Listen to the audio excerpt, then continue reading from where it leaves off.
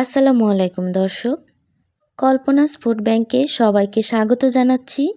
জিভে জল আনা তেঁতুলের টক ঝাল মিষ্টি আচারের রেসিপি দেখার জন্য। মজার এই আচারটি একবার বানিয়ে সারা বছরের জন্য সংরক্ষণ করতে পারবেন। প্রিয় দর্শক, চলে যাচ্ছি মূল রেসিপিতে। এখানে 1 কেজি পাকা তেঁতুল নিয়েছি। তেঁতুলগুলো থেকে এভাবে আঁশ ছাড়িয়ে নিব। সবগুলো তেঁতুল বেছে নেওয়া হয়ে গিয়েছে। তেঁতুলের এই আঁশগুলো ফেলে দিব না। এখন বেছে নেওয়া তেঁতুলের মধ্যে 2 কাপের মতো পানি দিয়ে রাখব। তেঁতুলগুলো রোদে শুকানো না, যার কারণে ভিজতে সময় লাগবে না। আমি 20 মিনিটের জন্য ভিজিয়ে রাখব। তেঁতুলের এই আঁশগুলোতেও সামান্য পানি দিয়ে ভিজিয়ে রাখব। এখান থেকেও কিছুটা তেঁতুলের কাঠ পাওয়া যাবে। 20 মিনিট পর তেঁতুলগুলো বেশ নরম হয়ে গিয়েছে। আমি হাত দিয়ে কচলিয়ে প্রত্যেকটা কোয়া আলাদা করে নিচ্ছি। তেঁতুলের আঁশগুলো থেকেও কিছুটা পরিমাণ কাঠ বের হয়েছে, যেগুলো ভেজা তেঁতুলের সাথে মিশিয়ে দিব। প্রথমে আচারে ব্যবহারের জন্য একটি মশলা বানিয়ে নিব। 10-12টি শুকনা মরিচ দিয়ে দিচ্ছি। লো আঁচে ভালো করে ভেজে তুলে নিব। এখন কড়াইয়ে দিচ্ছি 1 চা চামচ ধনিয়া, 1 চা চামচ জিরা, 2 চা চামচ পাঁচফোড়ন, মৌরি দিচ্ছি 1/2 চা চামচ, রাঁধুনি 1/2 চা চামচ, 3টি এলাচ দিয়ে দিচ্ছি। তারপর মশলাগুলো লো আঁচে ভেজে নিব। খেয়াল রাখতে হবে যেন পুড়ে না যায়, তাহলে আচারটি খেতে তিতা লাগবে।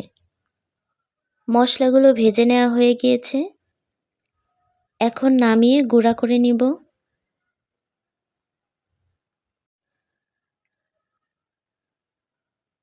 আমি এগুলো আধা ভাঙা করে গুঁড়া করে নিয়েছি। আধা ভাঙা থাকলে আচারটি খেতে বেশি ভালো লাগে। ভেজে নেওয়া শুকনা মরিচও আমি হাত দিয়ে এভাবে আধা ভাঙা করে নিয়েছি। গুঁড়া মশলা এবং মরিচ আচারের শেষে ব্যবহার করব। কড়াইয়ে তেঁতুলের কাঠ দিয়ে দিচ্ছি। এখন চুলা অফ আছে। সমস্ত উপকরণ মিশিয়ে তারপর চুলা অন করব। দিয়ে দিচ্ছি আখের গুড়। এখানে 2 কাপের মতো আছে। মিষ্টিটা পরবর্তীতে লাগলে আরও দেয়া যাবে। আপাতত 2 কাপ দিচ্ছি। আচারে আখের গুড় ব্যবহারে কালারটা অনেক সুন্দর আসে। 2টি তেজপাতা ছোট টুকরো করে দিয়ে দিচ্ছি। 3 টুকরা দারচিনি দিচ্ছি। স্বাদমতো লবণ দিব। কিছুটা সাদা লবণ এবং কিছুটা বিট লবণ দিচ্ছি। দিচ্ছি 1 চা চামচ হলুদের গুঁড়া, 2 চা চামচ শুকনা মরিচের গুঁড়া। চুলা জ্বালিয়ে দিয়েছি। সমস্ত উপকরণ মিশিয়ে নিব। আমি প্রথম দিকে মিডিয়াম টু লো হিটে এগুলো জাল দিব, যাতে তেঁতুলের মধ্যে থাকা পানিটা গুড়ের সাথে ভালোভাবে জাল হয়ে শুকিয়ে যায়। আচারে বলক ওঠা শুরু হয়েছে। প্রায় 10-12 মিনিট পর আচারের কালার চেঞ্জ হতে শুরু করেছে। তেঁতুলটা ছিটে অনেক সময় গায়ে লাগছে, এজন্য এটি ঢেকে দিব। কিছুক্ষণ পর পর নেড়ে দিব, তা না হলে নিচে লেগে আচারের টেস্ট নষ্ট হয়ে যেতে পারে। অনেকে তেলের মধ্যে একবারে গুড় এবং তেঁতুল দিয়ে দেন। আমার মনে হয় তেঁতুল আগে গুড়ের সাথে জাল করে পরে যদি তেলে বাগার দেওয়া হয়, তাহলে আচারের টেস্ট এবং কোয়ালিটি দুটোই ভালো থাকে। আমার মা প্রায় সব আচারই এভাবে বানান। 25 মিনিট পর আচার এই পর্যায়ে এসেছে। পানিটা বেশিরভাগই শুকিয়ে গিয়েছে। এখন সামান্য ভেজা ভেজা আছে। এই অবস্থাতেই এখন বাগার দিয়ে দিব। অন্য একটি পাত্রে 1/3 কাপ সরিষার তেল দিয়ে দিচ্ছি। তেল গরম হলে 2টি শুকনা মরিচ এভাবে ভেঙে দিয়ে দিব। তারপর 1.5 চা চামচের মতো আস্ত পাঁচফোড়ন দিয়ে দিচ্ছি। মরিচ এবং পাঁচফোড়ন অল্প একটু ভেজে 1 টেবিল চামচ রসুন কুচি দিয়ে দিচ্ছি। রসুন লো আঁচে ভেজে গোল্ডেন ব্রাউন কালার হলে এর মধ্যে গুড় দিয়ে জাল দেওয়া তেঁতুল দিয়ে দিব। নেড়েচেড়ে ভালোভাবে মিশিয়ে নিব। এখন মিডিয়াম টু লো হিটে আরও কিছুক্ষণ জাল দিব। আমি আচারটিতে 2 টেবিল চামচের মতো ভিনেগার দিয়ে দিচ্ছি। তাহলে আচারটি দীর্ঘদিন ভালো থাকবে। আচারটি অনবরত নাড়তে হবে। আচারে মিষ্টি একদম ঠিক আছে।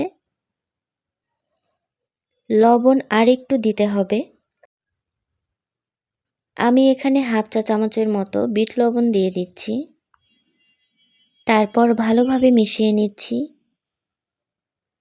বাগারের প্রায় 6 মিনিট পর এরকম হয়েছে। আচারে এখনও কিছুটা পানি আছে। আমি লো আঁচে আরও অল্প কিছুক্ষণ জাল দিব। প্রিয় দর্শক, আমার রেসিপিগুলো যদি আপনাদের ভালো লাগে তাহলে চ্যানেলটিকে সাবস্ক্রাইব করে পাশে থাকবেন এবং পাশে থাকা বেল আইকনটি প্রেস করে দিবেন, যাতে নতুন ভিডিওগুলোর আপডেট খুব সহজেই পেয়ে যান। বাগারের 15 মিনিট পর আচারটি একদম পারফেক্ট কনসিস্টেন্সিতে চলে এসেছে। এখন এর মধ্যে গুঁড়া করে রাখা মশলাগুলো দিয়ে দিব। আমি মশলাগুলো দিয়ে দিচ্ছি। ভালো করে মিশিয়ে নিব। তারপর গুঁড়া করে রাখা মরিচগুলো দিয়ে দিচ্ছি। দর্শক, পাকা তেঁতুলের লোভনীয় টক ঝাল মিষ্টি আচার একদম রেডি। আচারটি কতটা লোভনীয় হয়েছে কালার দেখেই বোঝা যাচ্ছে।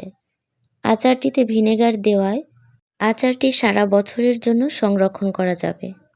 আচারটি একটি এয়ারটাইট কন্টেইনারে রেখে সারা বছরের জন্য রেখে দিতে পারেন। দর্শক, তৈরি হয়ে গেল জিভে জল আনা তেঁতুলের টক ঝাল মিষ্টি আচার। আশা করি ভিডিওটি ভালো লেগেছে। ভিডিওটি ভালো লাগলে একটি লাইক দিয়ে প্রিয়জনদের সাথে শেয়ার করে দিবেন। সবার সুস্থতা কামনা করে আজ বিদায় নিচ্ছি। আল্লাহ হাফেজ।